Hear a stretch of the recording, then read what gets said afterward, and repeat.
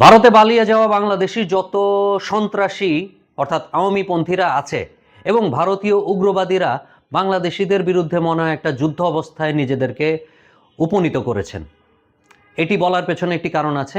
ICC বাংলাদেশের যে cricket team ভারতে বিশ্বকাপ খেলতে যাওয়ার কথা তার ব্যাপারে একটি চিঠি পাঠিয়েছে এবং চিঠিতে তারা কয়েকটি বিষয় উল্লেখ করেছে যার কারণে আমি এই শুরুতে যেই কথাটি বলেছি সেই উপসংহারে নিজেকে নিয়ে এসেছি। আচ্ছা, চিঠিটার ভাষায় কি আছে?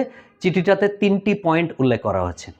একটা হচ্ছে মুস্তাফিজকে নেওয়া যাবে না ভারতের টিমে, কারণ সে শাহরুখ খানের টিমে হয়তোবা এনরোল্ড হওয়ার কথা ছিল, কিন্তু ভারতীয়দের চাপের মুখে মুস্তাফিজকে মানা করে দেওয়া হয়েছিল। 2 নম্বর জিনিস হচ্ছে বাংলাদেশি জার্সি পরা যদি কোনো সাপোর্টার ভারতের ওখানে ঘোরাফেরা করতে দেখা যায়, সেক্ষেত্রে তারা অ্যাটাক হওয়ার সম্ভাবনা আছে। 3 নম্বর পয়েন্ট, সেটা হচ্ছে বাংলাদেশের ইলেকশন যত কাছায় আসবে ভারতে গিয়ে বাংলাদেশিদের ক্রিকেট খেলাটা তত কঠিন হবে এবং ভারতে গিয়ে বাংলাদেশি সাপোর্টাররাও ওই খেলা দেখতে পারাটা কঠিন হয়ে যাবে। মুস্তাফিজের কথাটা বাদই দিলাম, সে একজন প্লেয়ার, তাকে বাংলাদেশের টাকা দিবে কেন? ভারতের মন মানসিকতা, ভারতীয়দের সাথে যারা কাজ করেছেন তারা বুঝবেন, তারা হয়তোবা অনেক বড় দেশের বাসিন্দা, কিন্তু মানসিকভাবে তারা অত্যন্ত নিম্ন শ্রেণীর। বিভিন্নভাবে আমার ভারতীয়দের সাথে কাজ করার অনেক সুযোগ হয়েছে এবং গত 20 বছর ধরেই আইটি লাইনে যেহেতু কাজ করি, ভারতীয়দের সাথে কাজ করেছি পুরো 19 বছরই। এতে আমার উপলব্ধি হচ্ছে ভারতীয়দের মানসিকতা, অনেক বড় দেশে বসবাস করলেও তাদের মানসিকতা একেবারেই নিম্ন শ্রেণীর।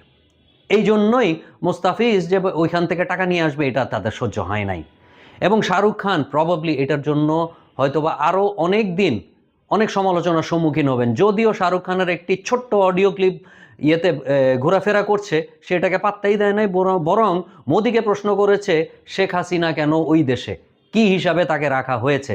যাই হোক, এটার অথেন্টিসিটি আমার জানা নাই, শুধুমাত্র একটা ক্লিপ দেখেছি বলেই উল্লেখ করলাম। এবার আসি অন্যান্য পয়েন্টে।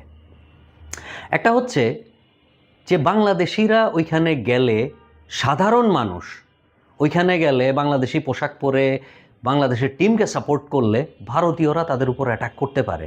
এটা তো কমপ্লিটলি একটা যুদ্ধ অবস্থা।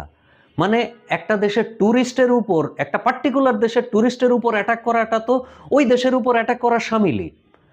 আর এই জিনিসটাকে অ্যাগ্রেভেট করার জন্য আওয়ামী সন্ত্রাসীরা যেখানে ভারতে গিয়ে আশ্রয় নিছে তারাও হেল্প করবে এবং তারাও ভারতীয় হয়ে আমার ধারণা বাংলাদেশিদের পিটাবে। এইটার যোগসূত্র কেন পেলাম? কারণ হচ্ছে আইসিসির যে সিকিউরিটি ডিভিশন আছে তাদের সেই চিঠি এসেছে বাংলাদেশে, সেই চিঠিতে একটা অদ্ভুত ক্লজ যে নির্বাচন যত আগাবে ভারতে গিয়ে ক্রিকেট খেলাটা তত কঠিন হয়ে যাবে বাংলাদেশের টিমের জন্য। কেন?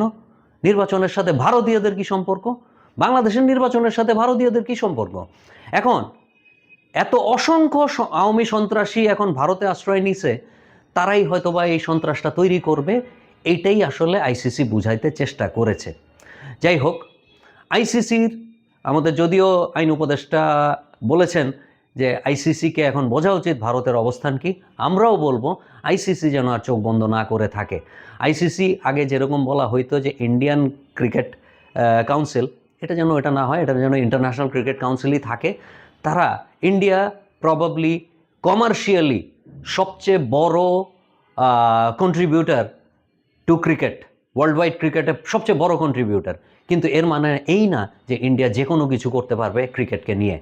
মনোপলি তারা করছে এবং এটা করতে দেওয়াটা ক্রিকেট স্বাস্থ্যের জন্য কতটুক উপযোগী এটা আইসিসির বিবেচনা।